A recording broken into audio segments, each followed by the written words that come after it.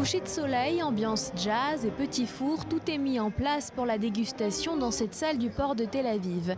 Il s'agit de redécouvrir des vins classés parmi les plus grands crus internationaux. Cet événement annuel et professionnel présente des bouteilles de vignobles renommées mais adaptées en version cachère. Menachem est le directeur technique de la Royal Wine Europe, entreprise spécialisée dans ce processus. On va déjà essayer de convaincre les propriétaires de châteaux de bien vouloir accepter de nous recevoir pour faire une cuvée cachère.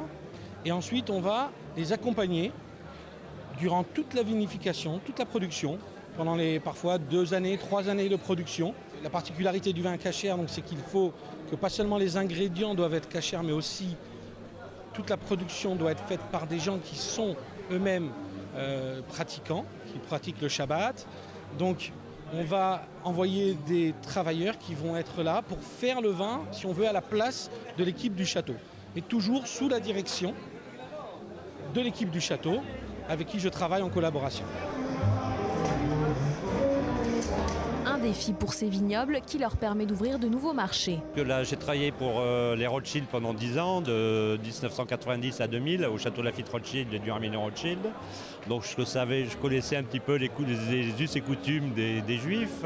Ça représente une petite quantité parce qu'on produit environ 600 000 bouteilles et on fait environ 10-15 000 bouteilles de vin cachérisé.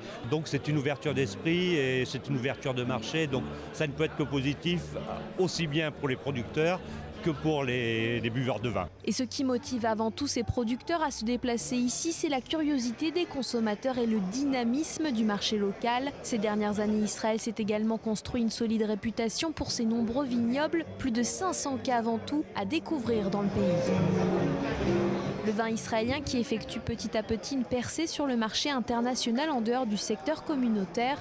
Quoi qu'il en soit, cette méthode de cachérisation des grands crus est en pleine expansion et même les palais les plus avertis n'y voient que du feu. Souvent, les directeurs techniques, les winemakers dans les châteaux nous disent que parfois, à l'aveugle, ils n'arrivent pas à différencier, la